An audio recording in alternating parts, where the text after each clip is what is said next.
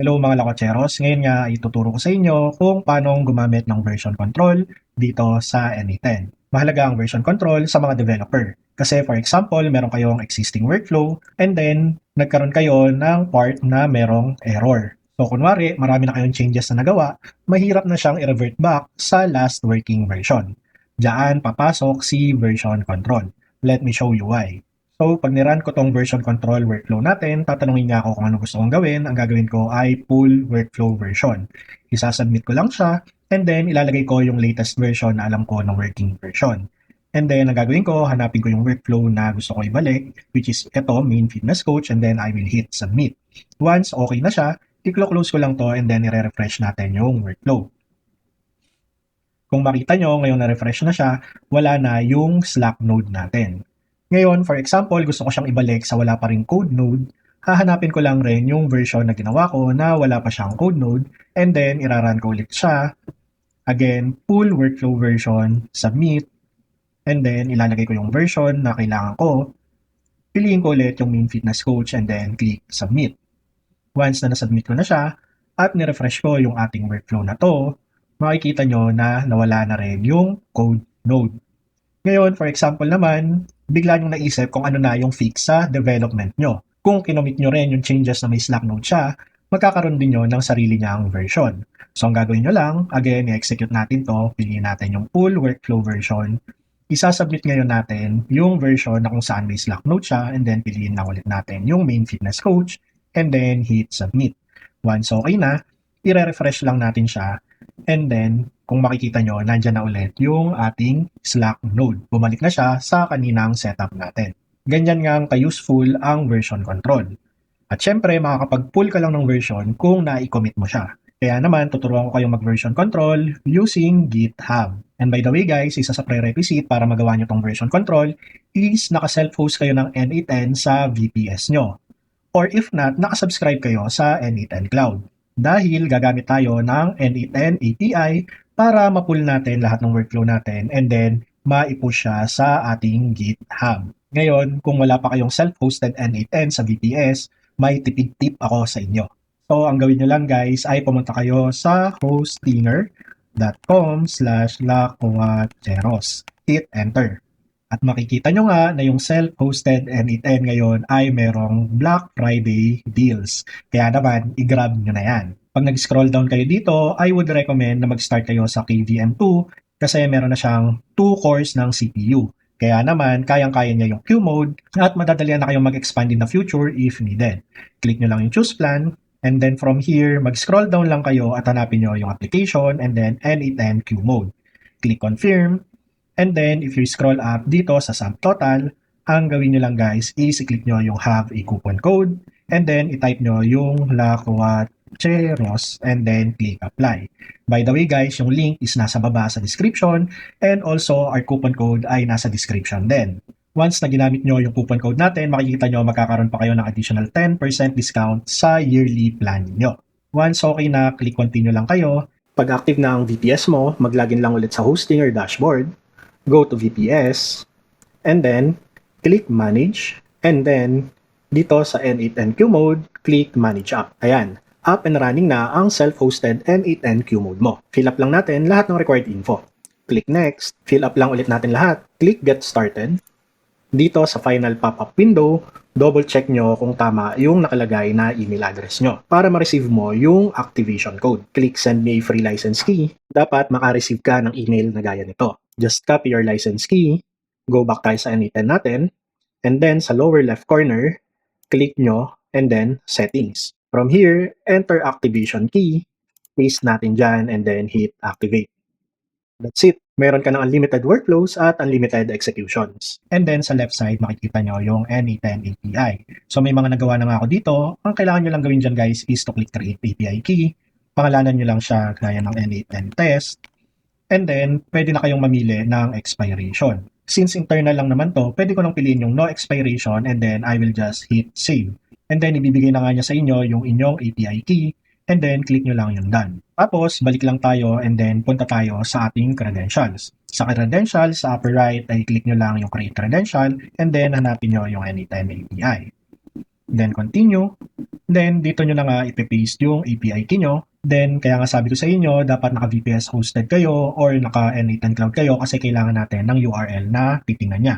So ang gagawin ko lang dyan guys is ikakopy ko yung URL ko and then ipipaste ko dyan which is https://n8n.lacocheros.com and then i-add ko lang yung API/v1 and then I will just hit save. And then dapat makakonect na kayo successfully. So okay na tayo dyan. The next thing to do guys is mag-register lang kayo sa GitHub and then once okay na, punta lang kayo sa upper right and then click settings. Sa settings, ang kailangan nyo gawin ay mag-scroll down. Sa left side, makikita nyo yung developer settings. And then, doon tayo sa OAuth apps. Sa app, pwede kayong magkaroon ng multiple app dyan. So, create lang tayo ng bago. And then, pangalanan ko siya ng N8N test. And then again, kailangan nyo na naman ng homepage URL. Kaya ilalagay ko dyan ulit yung aking domain. Sa authorization callback URL, balik lang tayo sa ating N8N credential. Sa upper right, create credential ulit tayo. Hanapin natin si GitHub. And then, ang gagamitin natin si OAuth2 API. And then, hit continue. And then, ito na nga yung inyong callback URL. Just click that to copy. Balik ulit tayo sa ating GitHub and then just paste that URL. Enable lang natin yung device flow and then click register application. And then, kailangan nyo lang mag-generate ng new client secret. Once clinic nyo yan, i-ask niya na i-verify nyo yung account nyo. Once na-verify nyo siya guys, ay bibigyan na nga niya kayo ng client secret. Kaya naman, ang kailangan nyo lang gawin dyan is i-copy yung inyong client ID and client secret and then i-paste natin siya dito sa ating N8N. Once na sinave nyo siya, makikita nyo na account connected na siya. Bago tayo mag-start sa workflow natin guys, is kailangan muna natin i-ready yung repository natin. So balik lang tayo sa GitHub. And then, dito sa upper left, mag-click lang kayo ng new repository. Tapos, pangalanan nyo lang siya. For me, pangalanan ko siya na N8N_free. And then, I will make it private. And then, mag-add na kayo ng readme file nyo. Kasi, a-ask rin naman niya kayong mag-create ng first file sa unang gawa ng repository. So, i-turn on nyo na lang yan para pag-create nyo ng repository, meron na siya agad laman na readme. Once created na, pwede na tayo mag-start in building our workflow. So the first workflow na gagawin natin is yung daily backup. Kaya naman, ang kukunin kong trigger is on schedule, it will be daily, and then okay na sa akin yung midnight. After that, magsaset lang ako ng set node dito para sa ating mga variables. Ang need ko lang dito guys is si repo owner, Lacocheros tutorial. So dito nyo yan makikita guys, pag bumalik kayo sa GitHub, sa upper left, makikita nyo yan, Lacocheros tutorial. Iyan dapat siya. And then, kung makita nyo, yung repository name natin is N8N_free. Kaya naman, babalik ako dito, mag-a-add ako dito ng repo name. And then, ilalagay ko sa kanya N8N_free. And then, after that, gagawa lang ako ng commit message natin, which is, this is for daily backup. Lastly, gagawa lang ako ng sarili nating version name. Kasi guys, yung version code ni GitHub, mahaba siya. And mas madali nating mamamonitor kung meron tayong sariling version name. What I mean by that, for me, ang gusto kong version naming is something like double bracket muna ako dito, $now, and then ifo-format ko, that format, yung date. Ang gagawin ko sa kanya is gagawin ko siyang YY, that represent the year, that MM, which is month, DD, which is yung date, and then that HH, MM, SS. So, hour, minute, seconds. Parang reference ko lang siya for me, mas nadadalhin ako sa ganyang coding para alam ko kailan ba siya in-update o kailan ba yung version na yon. And then nilagyan lang natin ng hour, minute, seconds para hindi siya maging duplicate if ever may multiple commit tayo ngayong araw. Once okay na yan, i-execute ko lang muna to para makakapag-drag and drop tayo sa next node. Ang next node natin guys is si N8N. So kay N8N, ang hahanapin natin is to get many workflows. Pag in-execute yan guys, kukunin niya lahat ng workflow natin. So dito nga sa N8N ko na to for tutorial, may 16 tayo na workflows. And then, ang next natin dyan guys, is tingnan natin kung existing na ba yung workflow sa GitHub. Kasi meron lang dalawang operations si GitHub. Either you add or create new file or i-edit yung existing. Once na nag-edit ka ng hindi existing, error siya. Once na nag-create ka ng existing na, error pa rin siya. That's why we will have here a checking. Mag-add ako dito ng git and then from here, hanapin ko yung file action na get a file. From here, ang una nating fill upan dito guys is yung repository owner. Gagawin ko na siyang expression and it should be by name, which is nandito nga sa set node natin. Ilalagay natin dyan yung repo owner. And then, dito naman sa expression, and then name, iyan is for repository name, yung repo name naman natin. Ngayon, sa file path guys, ito is yung ating mismong file name. Especially kung hindi naman kayo gumawa ng sariling folder nyo for specific file. Kaya dito, i-drag and drop lang natin yung name ng workflow. And then, dadagdagan lang natin siya ng .json kasi gusto nating save as JSON file yung ating mga workflow. Sabi ko nga sa inyo, kung hindi existing ang file, mag-e-error siya. Kaya punta muna tayo sa settings and then on error, lagyan natin siya ng continue using error output. Pag click natin yan and nag-back tayo, makikita nyo, gitna ko lang, meron ng dalawang output na success output and then the error output. So, i-execute nga lang natin siya. Makikita nyo na lahat siya ay pumunta sa error output kasi nga wala pa yung file. At this point in time, dito na tayo maggagawa ng create file. So from git, click lang natin siya and then create a file.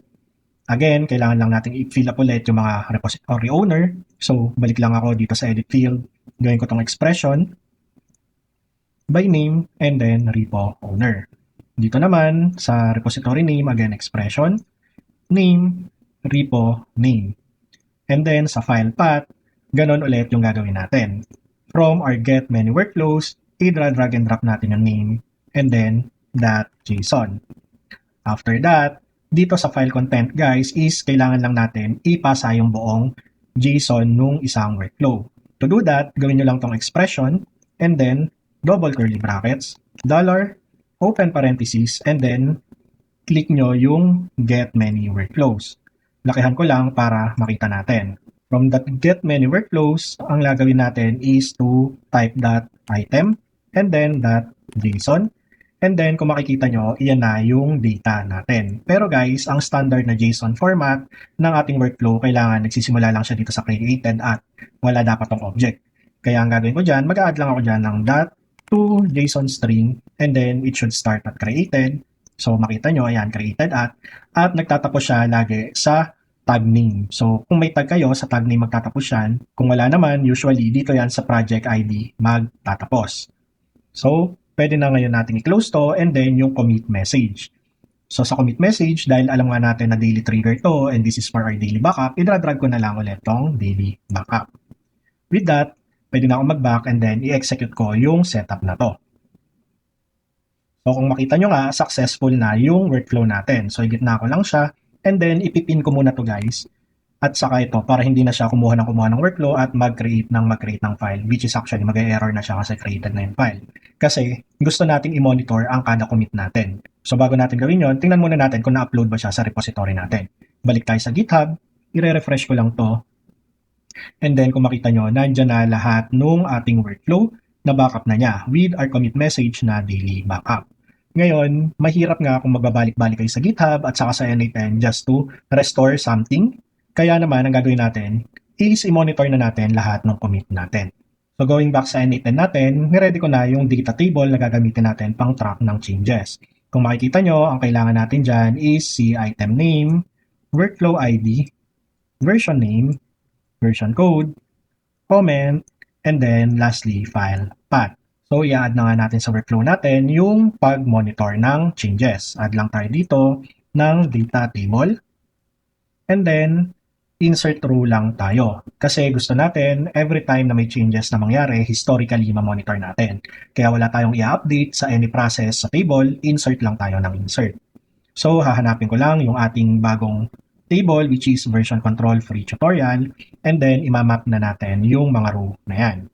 For the item name, ang kukunin ko guys is yung pinakapangalan ng ating workflow, which is this one. Workflow ID, nandyan din yan. Itong ID. Sa version name naman, siya yung ginawa nating version name dito sa edit field. Ito siya. Sa version code guys, kung makikita nyo, dito siya sa create file. And then, makikita nyo dyan yung commit sa baba.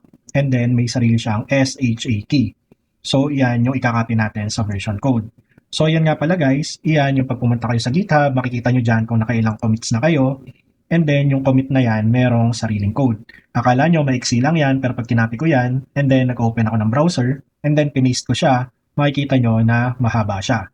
Kaya nga, ang gagawin na lang natin to monitor everything dito sa N8N, drag and drop na natin yung SHA key sa commit guys. And then, sa comment, iyan kasi kung ano yung ginawa natin or yung commit message. So dito nga, ito yung commit message natin, lagay natin dyan. And then lastly, yung file path, again, sa create file ulit, makikita natin dito yung path, siya yung file path natin. And then, i-execute ko lang yung step na to. Once done, pag bumalik tayo sa data table and then refresh ko to, makikita natin na naka-record na dyan kung ano yung item name, ano yung version name natin, and yung version code na gagamitin pang restore if ever gusto mong ibalik sa working version yung isang workflow. So having said that, kailangan lang nating dagdagan yung ating workflow here kasi kung mapansin nyo, pag inunpin ko na tong mga to, dahil na-create na lahat ng file at nag-run siya, so makikita nyo na sa success node na siya pumunta dahil nga na-create na natin lahat ng file. So since everyday magba-backup to, mag-add lang tayo dito ng git and then sa GitHub, edit a file naman. To edit a file, kung makita nyo guys, binary yung binigay niya. Ngayon, para hindi naman ganun katagal yung processing nyo, hindi na siya magda-download ng binary file, ang gawin nyo na lang pala dito guys is i-double-click nyo and then i-turn off nyo yung binary property. Para once na in-execute natin to, makikita nyo yung JSON details na lang yung kinuha niya. With that, dito sa edit file, balik lang tayo and then i-fill up lang ulit natin lahat ng kailangan. Again, repository owner, gagawin ko siyang name and expression. Nandito siya, drag and drop. Gagawin ko rin din name and expression, itong repository name. Ayan, drag and drop tayo ng repository name. Yung file path naman, balik tayo sa get a file and then nandyan yung path, yun lang yung ilalagay natin dyan. Again, file content na ilalagay natin dito is yung updated JSON nung ating workflow. So para makuha siya, expression lang ulit natin siya and then double bracket, dollar, and then open parentheses, kukunin ulit natin siya sa get menu workflow. Lakihan ko lang ulit para maalala nyo kung ano ba dapat yung output. Dito, .item, gaya ng ginawa natin kanina, .json, .toString, JSON string, and then ayan na nga yung ating file content. So pag nag-back tayo, commit message na lang yung kulang natin, which is yun din naman yung nasa edit fields natin, commit message.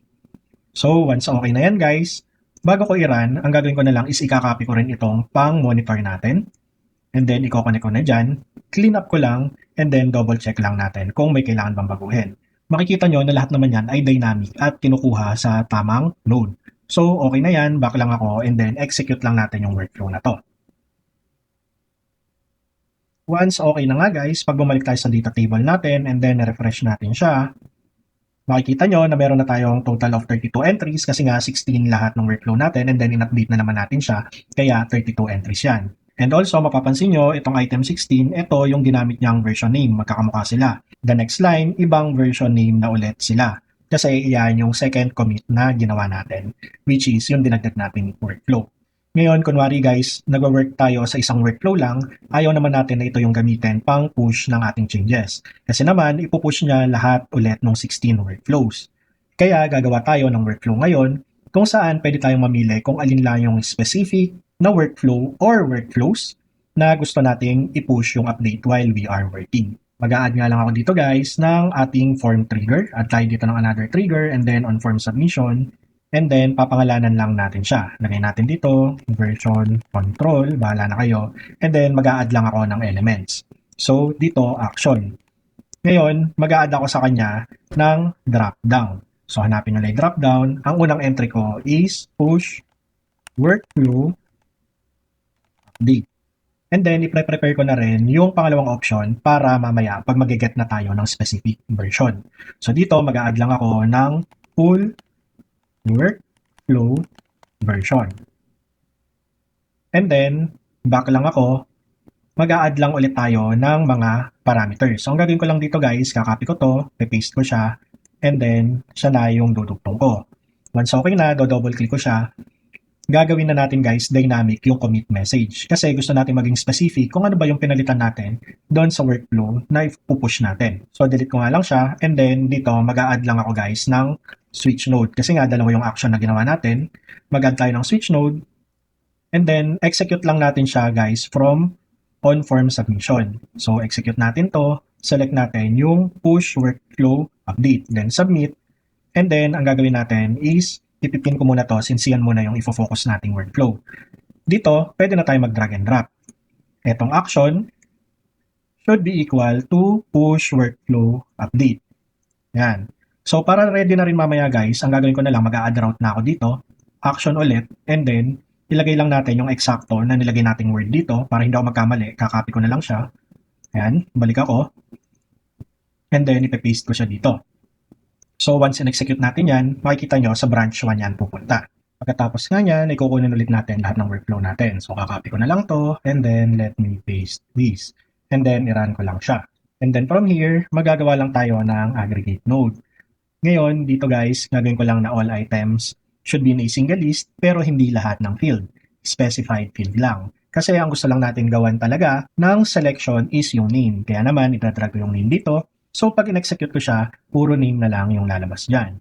With that, kailangan natin gumawa ng dynamic form kung saan every time na nagdagdag tayo, nagbura tayo ng workflow, hindi na siya o makakasama na siya sa pamimilian. Kaya naman, gagawa muna ako dito ng set field. From there, gagawin ko lang to na options. And then gagawin ko siyang expression, lakihan ko lang, and then eto nga yung expression na kailangan natin. So kung makikita nyo, dineclare ko lang dyan na meron tayong field na ang label ay commit message. Ang type niya ay text area.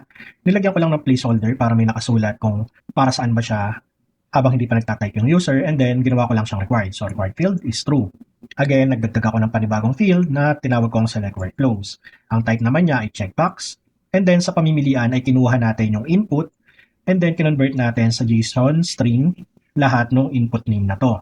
Pero dahil ang pangalan niya ay name, sa standard na form dapat sa checkbox ang pangalan ng mga value ay options. Kaya naman pinalitan natin siya para lahat sila dito ay naka-option na. With that, pwede na tayong bumalik and then mag-a-add na tayo dito ng form. So sa N810 form, gawa lang tayo ng next form page. And then dito, rather than manually adding lahat ng field, yun nga, dineclare na natin siya using JSON, and then buburahin ko lang lahat yan, expression, and then i-drag, and drop ko siya. Once na mag-back ako, and then mag-execute workflow ako guys, makikita nyo na pamimili na tayo ano ang gusto nating commit message. So sasabihin ko lang dito na update to workflows. And then dynamically nga, inilagay na niya lahat ng workflow natin. So for example, ang pipiliin ko dito ay si main fitness code at saka yung global fitness calculator natin, and then I will click submit. Ang gagawin ko guys ay ipipin muna to para tuloy-tuloy na tayo sa pag-execute ng mga kasunod na node as we do a testing. So dahil more than one nga yung pinili nating workflow pero one item lang yung nilabas niya, kailangan na naman natin siyang i-split out ulit. So i-split lang natin at ang i-split natin ay is yung selected workflows here and then execute. So kung makikita nyo, pag ginawa kong table yan, dalawa yung output niya. With that guys, pareho na lang yung workflow natin dito sa part na to. Ikakopy ko siya, ipe-paste ko siya dito, and then idudugtong ko siya. Ayusin lang natin. So ayan, ayusin ko lang. Ayan. So ang gagawin ko dito ay babaguhin lang natin yung mga parameters para hindi siya mag-error. So pag binuksan ko to, i-filter natin based sa pangalan ng workflow na gusto nating i-update. So pag dito, nag-type ako ng select, and then pinili ko yung name, pwede ko siyang gawing expression, and then pwede ko nang i-drag and drop yung name ng workflow natin. Pag in-execute ko siya, kukunin na niya yung mga workflow na sinelect natin. So makita nyo, 2 items din yung output niya. With that, sa next na tayo, makikita nyo na error yung edit fields. Kasi dapat dito siya sa edit fields 1. Dito natin dineclare yan. Pwede nyo i-drag and drop or for me, pwede ko naman lagyan ng 1 yan and then automatic nang mape-fetch niya yung tamang value. So nandyan na yan. So ito naman, file path, tama na yan. Iyan yung gusto natin. I-check kung existing ba siya. So pag plinay natin yan, dapat pareho silang existing dahil nga in-update natin kanina. So ayan na nga, dito siya pumunta sa success. With that, ito na yung unahin natin i-edit. Again, nasa fields 1 na to. So pwede ko lagyan lang ng 1 yan. And then dito sa baba, dito lang nagkaiba. Kasi kung kanina sa field natin kinukuha yung commit message, eto sa form na dahil manually natin tinype kung ano yung gusto nating message. So i-delete ko yan, i-grab ko tong commit message, and then okay na siya. I-double check lang ulit natin yung table kung may nawawala. So again, makikita nyo sa edit fields 1 na kasi yung version name. And then sa comment, ito yung commit message natin. Ang gagawin ko na lang is ikakopy ko yung code na nandito sa field na to for the commit message, back, and then ipe-paste ko siya dito. So ngayon, okay na lahat, wala nang error. After that, ang gagawin ko naman dito guys ay itama na rin natin yung baba para if ever may new workflow tayo, is gagana na siya. Again, this is field 1, this is field 1, And then dito, ipapaste ko lang ulit yung kanina, which is yung commit message sa form. Again, dito, itatama lang ulit natin, which is ito ay sa field 1. And then, ang comment is yung commit message natin. Once okay na guys, i-clean up ko lang and then pwede ko nang i-execute yung buong workflow. So, kung makikita nyo, successful na siya. Kung pupunta tayo sa tables natin and i-refresh natin to. And then, ang gagawin ko ay i-arrange ko yung ID sa pinaka-huli na entry. So, makita nyo dyan, 34, ay eto na yung dalawa nating entry na may update to workflows. Kasi nga, dalawa lang yung kinomit natin. Okay, ngayon naman ay mag-test tayo na mag-commit ng iba't ibang changes in preparation sa susunod nating process, which is to pull specific version. So, ito nga si fitness coach natin. Kahit anong node for testing lang, so sabihin natin data and then data fields and then back tayo. Ang gagawin ko, isa-save ko lang siya and then pupunta naman ako sa version control natin. So, tatanggalin ko lang yung pagka-copy niyan. Ito, hindi ko muna tatanggalin yung pagka-copy kasi ito pa lang namang workflow na to yung iraran natin or yung action na yan. And then, let me just save and then execute the workflow. Ang gagawin ko dito ay sasabihin ko sa kanya na ang commit message ko is add set node and then ang in-update nga natin guys is si main fitness coach. So ang gagawin ko, sasubmit ko yan and then successful na. Pag close ko yan, bumalik tayo sa data tables natin, ni-refresh natin and then again, i-arrange ko na yung pinakahuli yung nasa una, makikita natin ayan na, add set node. Mag-commit pa tayo ng isa pang change. Kunwari dito ay nag-add naman tayo HTTP node and then HTTP request. And then, mag-back lang ako. Okay lang na may error kasi testing lang naman to. And then, clean up ko lang. And then, save natin. Again, magko-commit ulit tayo ng change dito. Execute workflow ko lang. Ang ilalagay ko sa kanya ay add HTTP node. Tapos, isa-select ulit si fitness coach here and then submit. Once na okay na, again, dapat pag ni-refresh natin to and then, in-arrange ko ulit sa pinakahuli yung nasa una, ayan, add HTTP node. Meron na tayong magkakaibang commit sa fitness coach. Kaya gagawa na tayo ng workflow to get a specific version na kailangan natin. Balik tayo sa N8N, i-unpin ko to. Ang isa-select naman natin, so execute workflow ko lang, is yung pangalawa which is pull workflow version and then submit. And then close ko lang, ipin ko lang siya. Kung mapansin nyo, dito na siya sa next branch. Ang unang-una natin gagawin dito is to get a data table. So, nandyan siya. Get rows tayo. Ito siya. And then, hanapin lang natin yung version control table natin. And then, kailangan i-return all natin siya. Once na in-execute nyo yan, guys, may mga duplicate yan. Kasi kung makita nyo nga dito, nag-commit tayo ng fitness coach ulit. So, kailangan muna natin tanggalin yung duplicate item name bago tayo makapamili.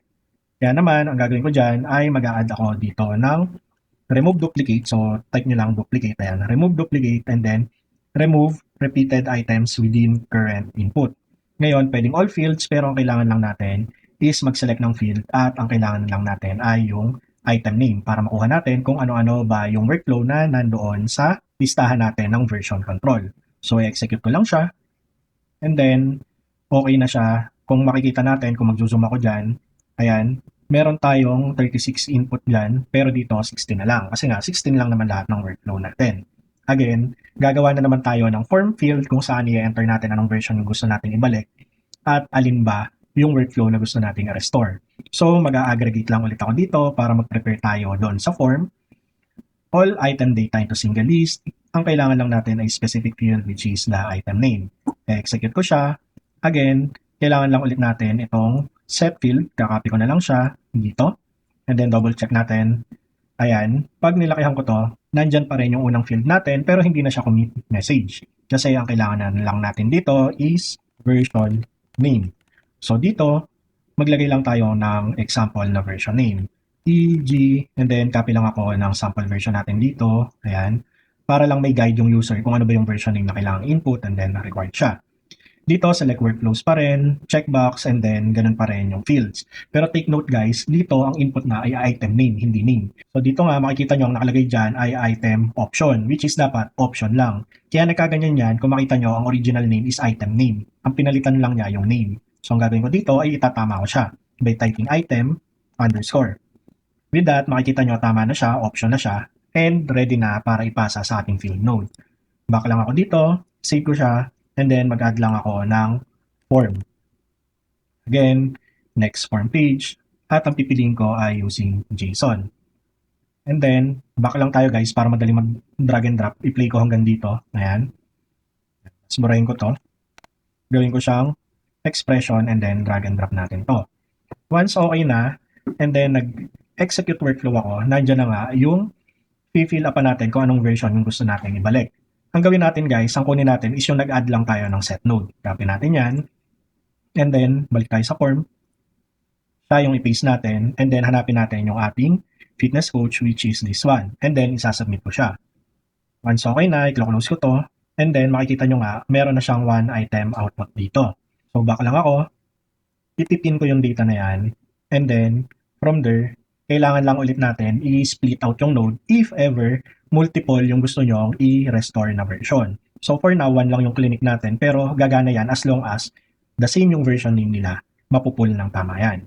So dito, okay na yan. Select workflows, yung i-split out. So execute natin. Ayan na nga yung name. And then again, kailangan ulit natin yung ating version table. Copy ko na lang to. Paste ko yan. And then dito, igagawa tayo ng filter para makuha natin yung tamang version. Ang una kong i-add dito guys is yung item name, which is yung pangalan ng ating workflow. So i-drag and drop ko to. And then after that, mag-add ako ng condition, which is yung ating version name. Sa version name, dineclare natin siya sa form, i-drag ko siya, and then bago ko siya i-execute, kailangan ma-match niya all conditions. Kaya pag in-execute natin yan, isa lang yung lalabas with the correct item name and then yung correct version name na pinili natin. With that, makukuha na rin natin yung tamang version code dito ni GitHub. Ngayon na meron na tayo niyan, ang gagawin lang natin dito guys ay maglalagay tayo ng loop node kasi if ever na marami tayong gustong i-restore, kailangan isa-isa lang natin siyang i-restore. So, buburahin ko na nga muna to. And then, ang next na niyan is kukuha tayo ng git and then get a file. From that file, ang gagawin ko, back muna ako. I-play ko lang to para madaling mag-drag and drop. Ayan. And then, balik ako. Again, dito gagawin natin yan na mga expression by name. And then, dito na natin kukunin yan sa edit field. Ayan, repo owner. Same kanina, name naman ng repo. So, ito siya. And then, file path guys is hindi ka na mahirapan dahil nga ni-record natin. Dito sa table, nandyan yung file path natin which is this one. And then again guys, kailangan natin makuha yung tamang version. Kasi pag hindi natin ginamit yung version code, laging latest version ang mapupull niya. Kaya dito sa baba, mag-a-add tayo ng parameter. And then sa reference, i-drag natin yung version code. So okay na yan, all set na tayo sa node na to. Magbabak ako dito. And then, gaya nga ng sabi ko, wait, pin muna natin. Yan. Kailangan natin siyang i-extract to JSON and then extract from JSON. And then, pag in-execute natin yan, nandyan na yung JSON workflow natin. Pag nag-back ako dito, ang kailangan na lang natin gawin is pumunta sa N8N na node and then update a workflow. Dito sa update a workflow guys, kailangan natin yung tamang workflow. So, ang gagawin ko dito para eksakto yung makuha is by ID na lang. And then, gagawin ko siyang expression. And then, gaya nga ng sabi ko, kinuha na natin siya dito sa ating table. Pero guys, remember, pwedeng marami kayong piniling workflow, kaya kung ano lang yung currently na nasa loop yung ipaprocess natin. Having said that, dito tayo mag-drag and drop sa loop over node. So, makikita natin dyan yung workflow ID. And then, dito naman ay gagawin ko ring expression kasi kukunin natin yan dito sa in-extract nating file. To get that, ang gagawin ko lang dito ay double curly brackets, $JSON, and then .data, and then .toJSON string. So pag nilakayan ko yan guys, gaya ng sabi ko kanina, nandyan yan, created at, and then sa dulo, it's either yung tag name, yung nasa dulo, or yung inyong project ID dito. So pag yan yung laman, sure na kayo na tama yung JSON format na yan. So pwede ko nang i-back to, pwede ko nang i-loop to if ever na gusto natin na mag-restore ng multiple workflow. I-clean up ko lang siya guys, i-save ko siya, and then i-execute workflow na natin. So ayan na nga, natapos na yung execution. Pag bumalik tayo sa fitness coach natin and then i-refresh ko to, ang mangyayari guys ay babalik na siya doon sa set node lang yung naka-add. Yan kasi yung ginawa natin kanina. So i-arrange lang natin siya side by side. Yan. So ngayon, kunwari gusto ko siyang ibalik sa wala pay set node. Pwede kong tingnan dito yung mga commit natin. Ito yung update to workflows. And then ito yung add set node, ito yung add HTTP node. Kung ibabalik ko siya sa walang set node, ibig sabihin, ito yung fitness coach natin. Ang kailangan kong version name is this one. Pero ang version code talaga niya sa GitHub is itong mahaba. So itry natin yung workflow natin. Ang gagawin ko lang guys is i-unpin ko muna yung mga pinin natin na data kanina. Yan. So, save ko lang and then execute workflow tayo. Pag in-execute ko to, pipili tayo ng action which is full version, submit, and then kailangan ng version name. Sinong workflow yung ipupull natin? Si main fitness coach and then hit submit.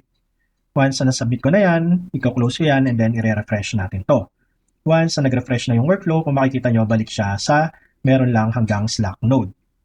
And then again, gaya ng sabi ko, pag ang gusto natin is yung latest, yung nag-add tayo ng HTTP node, kukunin ko lang rin yung version niya. Back ako dito, execute workflow. Ang gagawin ko ay full version, submit, and then paste the version. Select natin kung sinong workflow siya, and then hit submit. Once na okay na, i-close ko yan, and then i-refresh ko to. At makikita nyo nga na nandyan na ulit yung in-add natin, yung HTTP node. So hanggang dyan nga muna guys, pero kung seryoso kayo na matuto pa kung paano makagawa ng scalable workflow, ay tinuro ko sa advanced course yung complete version control workflow. Kung makikita nyo, ang tinuro ko lang ngayon is yung daily backup natin, which is this one. And then kung paano natin ma-backup yung specific workflow or mapupush yung change is this one. But I use a reusable workflow here para mas simple yung workflow. And then, again, nag-pull nga tayo dito ng specific version, which is this one. Sa advanced course, ay mas pinalawak pa natin siya kasi meron tayong workflow kung saan pwede kang mag-pull sa main repository mo. Meaning, bilang ikaw ay N8N developer, meron ka ng main repository, and then gusto mo siyang i-pull sa specific client mo. Pero pag pinull mo kasi siya guys, mag-e-error lahat ng node na may credentials, dahil iba ang credential ID mo sa credential ID ng client mo, especially kung magkaibang N8N hosting yan. Kaya naman, itong workflow na to, siya na ang bahalang mag-lookup ng tamang ID basta tama ang credential naming mo para hindi ka na mahirapang mag-change ng credential sa mga nodes.